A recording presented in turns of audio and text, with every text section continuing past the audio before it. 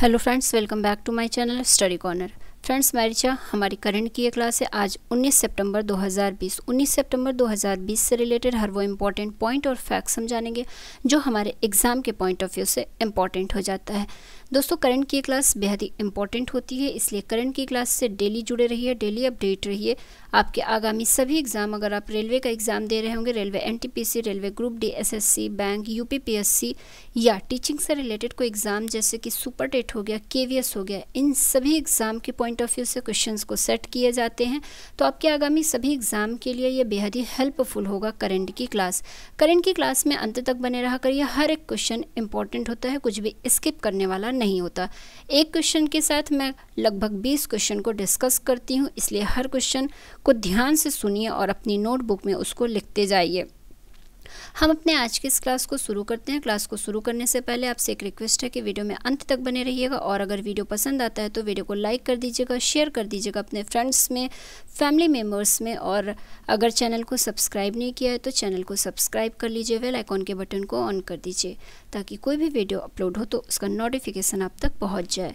हमारा आज का सबसे पहला क्वेश्चन जो है बेहद ही इंपॉर्टेंट ये क्वेश्चन है। हाल ही में लोकसभा ने एक विधेयक को पारित किया है, एक विधेयक को मंजूरी दे दिया है कि सांसदों के वेतन में 1 वर्ष के लिए कुछ परसेंट की कटौती होगी। तो यहाँ पर वही पूछ रहा है कि हाल ही में लोकसभा ने सांसदों के वेतन में 1 वर्ष के लिए कितने प्रतिशत कटौती वाले विधेयक को मंजूरी दे दी है। तो इसका राइट आंसर हो जाएगा 30%। हाल ही में लोकसभा ने जो विधेयक पारित किया है उस विधेयक के अकॉर्डिंग आने वाले 1 साल तक सांसदों के वेतन में से 30% उनकी सैलरी का हर महीने कट जाएगा। ये वेतन इसलिए काटा जा रहा है क्योंकि कोरोना महामारी की वजह से हमारी अर्थव्यवस्था बहुत ही खराब हो गई है। उसके मद्देनज़र सांसदों के वेतन में से कटौती करने का विधेयक लोकसभा ने पारित कर दिया है। अब बात हो रही है सांसदों की सैलरी की। तो सांसदों का वेतन कितना होता है हर मंथ का, ये भी जानना जरूरी है। तो एक सांसद का 1 महीने का वेतन 1 लाख रुपए होता है। तो 1 लाख का अगर आप 30% निकालेंगे तो 30,000 रुपये हर महीने एक सांसद के वेतन से कटेगा। मतलब 1 साल तक सांसदों की सैलरी की बात कर ली जाए तो 70,000 मिलेगी। अब सांसदों की बात कर ली जाए कि कितने सांसद हैं लोकसभा में और कितने राज्यसभा में, तो लोकसभा में सांसद 545 हैं और राज्यसभा में 245 सांसद हैं। इस तरह से देखा जाए तो टोटल 790 सांसद हुए लोकसभा और राज्यसभा को मिलाकर। इन 790 सांसदों की हर मंथ की सैलरी से 30% कटेगा अब साल भर तक, मतलब 1 साल तक हर सांसद की सैलरी से 30% कटेगा। अब बात हो रही है लोकसभा की। तो अभी हमारी वर्तमान में 17वीं लोकसभा चल रही है। 17वीं लोकसभा के अध्यक्ष की बात कर ली जाए तो ओम प्रकाश बिरला 17वीं लोकसभा के अध्यक्ष हैं। तो ये भी ध्यान रखने वाली चीज़ थी जो कि मैंने बता दिया। अब आगे बढ़ते हैं और अपने नेक्स्ट क्वेश्चन पे आते हैं। हमारा नेक्स्ट क्वेश्चन है, हाल ही में किस वैश्विक संगठन द्वारा लिविंग प्लैनेट रिपोर्ट 2020 को जारी किया गया है। तो अभी हाल ही में एक रिपोर्ट जारी की गई है, लिविंग प्लैनेट रिपोर्ट 2020। इसको WWF के द्वारा इसको जारी किया गया है। किसके द्वारा? तो इस रिपोर्ट को जारी किया गया है WWF के द्वारा। यहाँ पर ई हो गया है फ्रेंड्स, तो ये गड़बड़ हो गया है, थोड़ा सा इसको करेक्ट कर लीजिएगा, WWF होगा। WWF ने अभी हाल ही में ये रिपोर्ट जारी की है। किस चीज़ की रिपोर्ट? तो यह रिपोर्ट है ये रिपोर्ट है लिविंग प्लैनेट रिपोर्ट 2020, जिसको WWF ने जारी किया है। WWF की बात कर ली जाए तो world wide fund for nature, इसका क्या है फुल फॉर्म है? क्या है full form? World wide fund for nature. ये WWF ये जो रिपोर्ट ये जारी किया करता है, तो WWF वन्य जीव की आबादी पर बेस्ड रिपोर्ट जारी करता है। ये हर 2 वर्ष में रिपोर्ट को जारी करता है, ये भी ध्यान रखिएगा। अब बात हो रही है WWF की। तो WWF का फुल फॉर्म जान लीजिए, world wide fund for nature, ये तो मैंने बता ही दिया। इसकी स्थापना की बात कर ली जाए तो WWF की स्थापना 1961 मतलब 1961 ईस्वी में WWF की स्थापना हुई थी। WWF के हेडक्वार्टर की बात कर ली जाए तो स्विट्ज़रलैंड में WWF का हेडक्वार्टर है। WWF के प्रेजेंट टाइम में अध्यक्ष की बात कर ली जाए तो पवन सुखदेव WWF के प्रेजेंट टाइम में अध्यक्ष हैं। अब सबसे ए नंबर वाला जो है वहाँ पर लिखा है WEF। WEF क्या होता है ये भी जान लीजिए। World economic forum, world economic forum WEF को कहा जाता है। वर्ल्ड इकोनॉमिक फोरम कौन सा इंडेक्स जारी करता है? तो वर्ल्ड इकोनॉमिक फोरम यह वर्ल्ड एनर्जी ट्रांजिशन इंडेक्स अब की बार का जारी किया है वर्ल्ड इकोनॉमिक फोरम।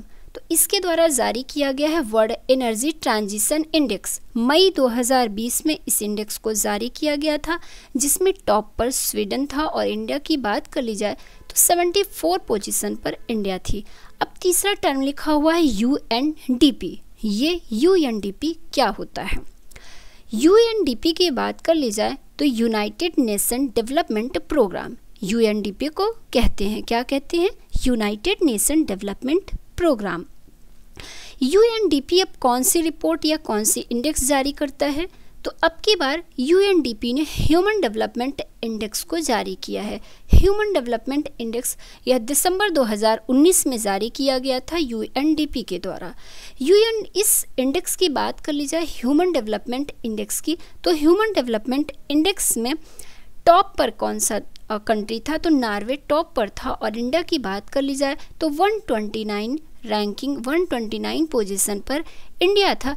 UNDP मतलब यूनाइटेड नेशन डेवलपमेंट प्रोग्राम के जो इंडेक्स जारी किया गया था उसके अकॉर्डिंग। अब चौथा टर्म आपको क्या दिख रहा है? वर्ल्ड बैंक दिख रहा है। तो वर्ल्ड बैंक की बात कर ली जाए तो world bank doing business report को जारी किया था। Doing business report 2019 world bank के द्वारा जारी किया गया था, लेकिन अभी हाल ही में वर्ल्ड बैंक ने अब इस डूइंग बिजनेस रिपोर्ट पर रोक लगा दिया है। आगे वह इस इंडेक्स को नहीं जारी करेगा। ऐसा इसलिए क्योंकि डूइंग बिजनेस रिपोर्ट 2019 का जो जारी किया गया था उसमें बहुत सी खामियां थी। उसके डाटा में बहुत सी गड़बड़ियां होने की वजह से वर्ल्ड बैंक ने डूइंग बिजनेस इंडेक्स में अब रोक लगा दिया है। डूइंग बिजनेस इंडेक्स की बात कर ली जाए तो डूइंग बिजनेस इंडेक्स 2019 में टॉप पर न्यूजीलैंड था और भारत की बात कर ली जाए तो 63वीं रैंक हमारे भारत की थी। अब आगे बढ़ते हैं। इस क्वेश्चन से रिलेटेड हर वो पॉइंट हमने क्लियर कर लिया जहां से क्वेश्चन बन सकता था। हमारा थर्ड क्वेश्चन है, हाल ही में जारी किए गए इंडिया हैप्पीनेस रिपोर्ट 2020 में सबसे खुशहाल राज्य कौन रहा है? तो ये मोस्ट इम्पॉर्टेंट क्वेश्चन रहेगा क्योंकि यह हमारे भारत में पहली बार इस इंडेक्स को जारी किया गया है। इंडिया हैप्पीनेस इंडेक्स 2020 को ये पहली बार हमारे भारत में जारी किया गया है। इस इंडेक्स के अकॉर्डिंग भारत का सबसे खुशहाल राज्य कौन सा बन गया है? तो यह मिजोरम बन गया है। सेकंड नंबर की बात की जाए तो पंजाब इस इंडेक्स के अकॉर्डिंग सेकंड नंबर पे है। और थर्ड नंबर की बात कर ली जाए तो अंडमान और निकोबार थर्ड नंबर पर इस इंडेक्स के अकॉर्डिंग है। अब बात हो रही है मिजोरम की। इससे पहले ये जान लीजिए कि इस इंडेक्स को कैसे जारी किया गया है। तो प्रोफेसर राजेश के पिलानिया के द्वारा एक सर्वे किया गया था भारत के सभी स्टेट में और जो केंद्र शासित प्रदेश हैं वहाँ पर भी उस सर्वे के अकॉर्डिंग, राजेश के पिलानिया के सर्वे के अकॉर्डिंग इस इंडेक्स को जारी किया गया था। अब बात हो रही है मिज़ोरम की। तो मिज़ोरम से रिलेटेड कुछ इंपॉर्टेंट पॉइंट और फैक्ट्स हम जान लेते हैं जो हमारे एग्ज़ाम के पॉइंट ऑफ व्यू से इम्पॉर्टेंट हो जाता है। जैसे कि मिज़ोरम के कैपिटल की बात कर ली जाए तो आइजोल मिज़ोरम की कैपिटल है। मिज़ोरम के सीएम की बात कर ली जाए तो जोरमथंगा प्रेजेंट टाइम में मिज़ोरम के सीएम हैं। कौन? जोरमथंगा प्रेजेंट टाइम में मिज़ोरम के सीएम हैं। इसके बाद मिज़ोरम के गवर्नर की बात कर ली जाए तो PSC श्रीधरन पिल्लई, यह कौन है? मिज़ोरम के प्रेजेंट टाइम में गवर्नर हैं। मिज़ोरम से रिलेटेड एक फेस्टिवल काफ़ी फेमस है जो कि चाप चाकूट फेस्टिवल है। कौन सा? चाप चाकूट फेस्टिवल, यह मिज़ोरम में मनाया जाता है। मिज़ोरम राज्य में खेलों को उद्योग का दर्जा प्रदान किया गया है। तो मिज़ोरम पहला ऐसा राज्य है जहां पर खेलों को उद्योग का दर्जा प्रदान किया गया है। ये तो इंडियन हैप्पीनेस इंडेक्स की बात की जा रही है यहाँ पर, लेकिन आप हमेशा पढ़ते होंगे ग्लोबल हैप्पीनेस इंडेक्स। तो ग्लोबल हैप्पीनेस इंडेक्स की बात भी यहीं पर कर ली जाए तो ग्लोबल हैप्पीनेस इंडेक्स में टॉप रैंकिंग पर फिनलैंड था, और इंडिया की बात कर ली जाए तो 144 रैंकिंग पर इंडिया रहा है ग्लोबल हैप्पीनेस इंडेक्स में। तो ये दोनों ही चीज़ें मैंने आपको बता दिया। अब आगे आते हैं अपने नेक्स्ट क्वेश्चन में। हाल ही में 5 स्टार कोविड-19 रेटिंग पाने वाला दुनिया का पहला एयरपोर्ट कौन बन गया है? तो यहाँ पर 5 स्टार रेटिंग पाने वाला दुनिया के पहले एयरपोर्ट की बात की जा रही है।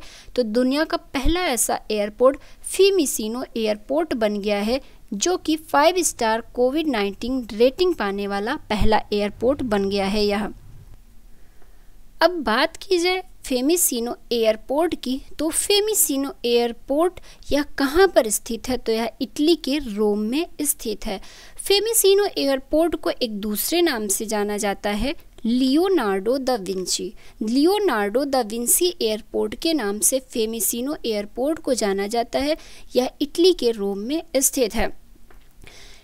यहाँ पर कोविड-19 से रिलेटेड टेस्टिंग के अकॉर्डिंग, टेस्टिंग फैसिलिटी से अकॉर्डिंग ये रिपोर्ट जारी की गई थी, जिसके अकॉर्डिंग दुनिया का पहला एयरपोर्ट 5 स्टार कोविड-19 रेटिंग वाला ये पहला एयरपोर्ट बन गया है। अब बात हो रही है यहाँ पर इटली की, तो इटली से भी रिलेटेड कुछ इंपॉर्टेंट फैक्ट्स जान लेते हैं। जैसे कि इटली की कैपिटल की बात कर ली जाए तो रोम इटली की कैपिटल है। इटली की करेंसी की बात कर ली जाए तो यूरो इटली की करेंसी है। इटली से ही रिलेटेड एक जीके का क्वेश्चन है जो कि बेहद ही इम्पॉर्टेंट है।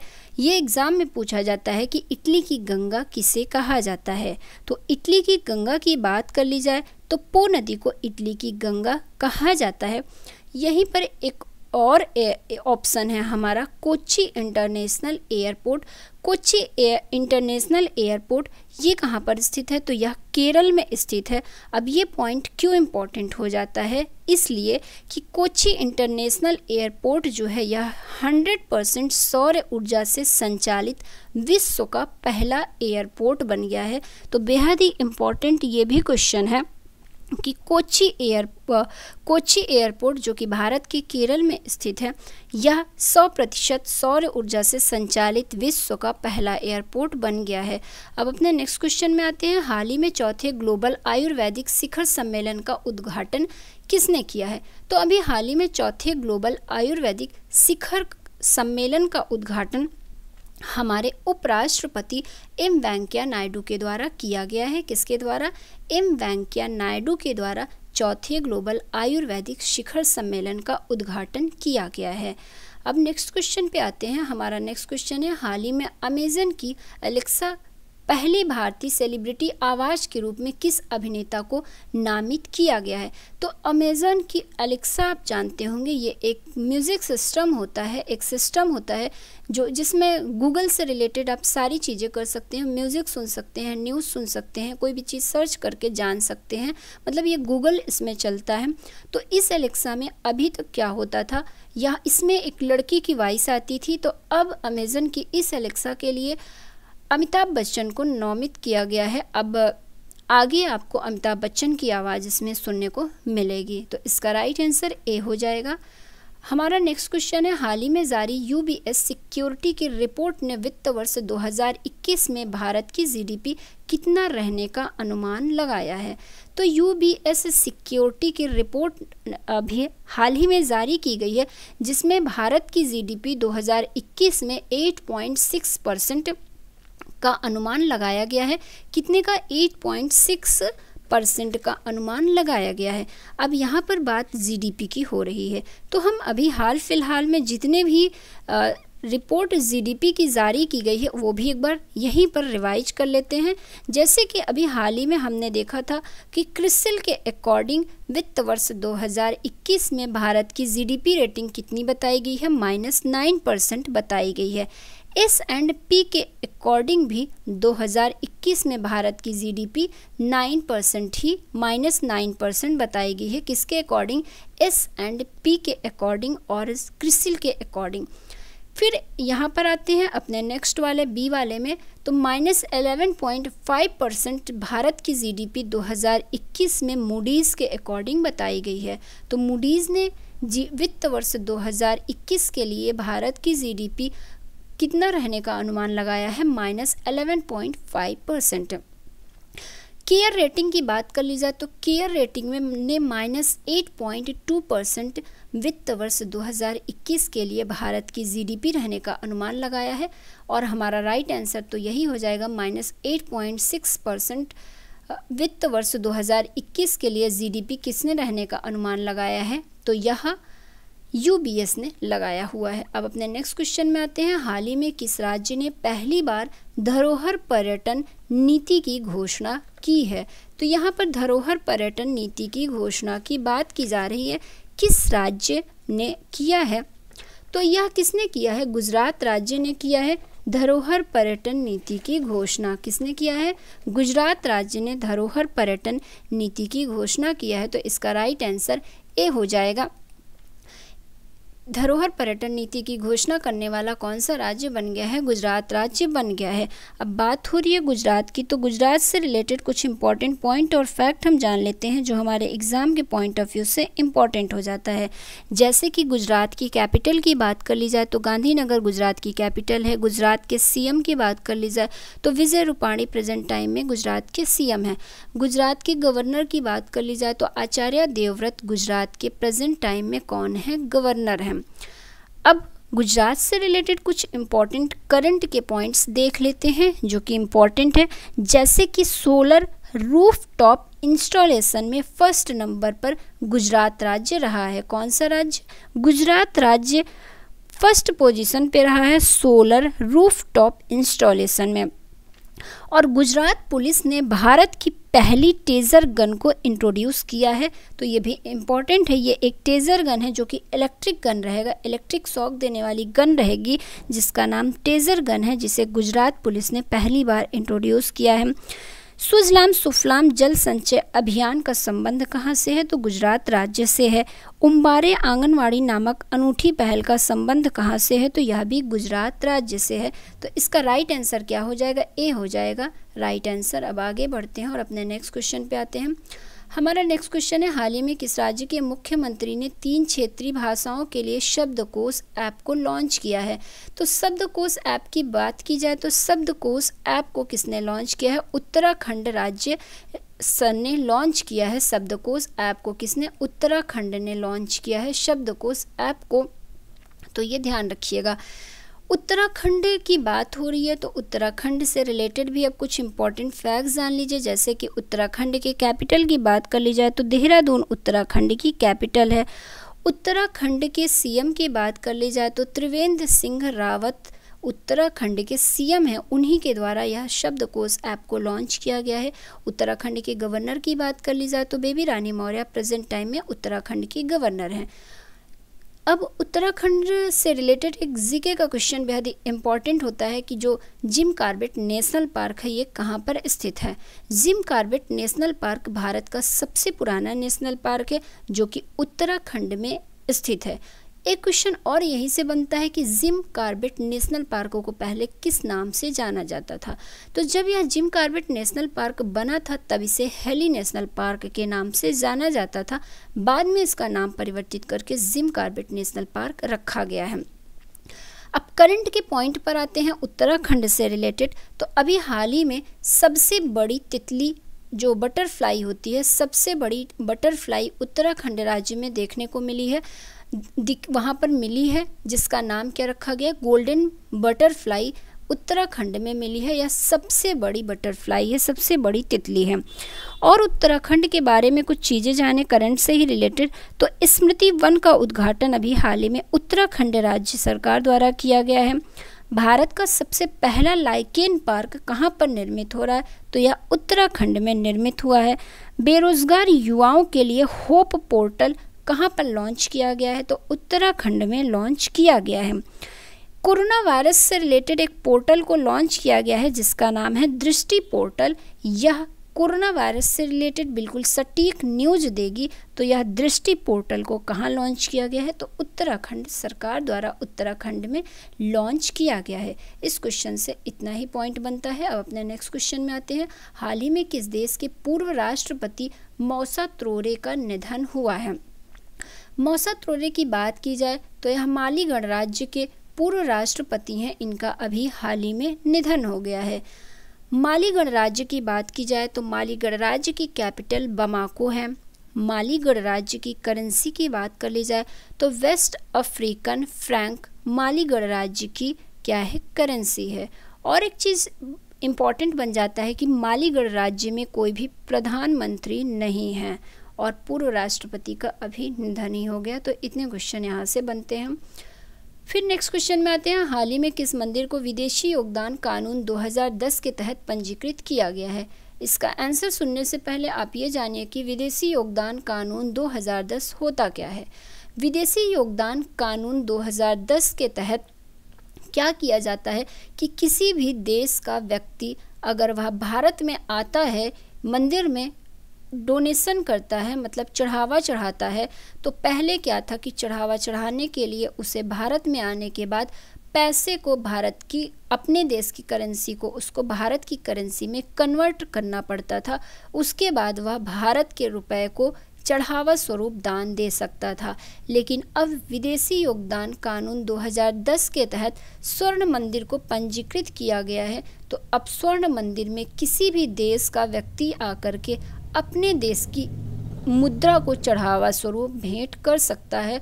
उसको अपने देश की करेंसी को कन्वर्ट कराने की कोई ज़रूरत नहीं है।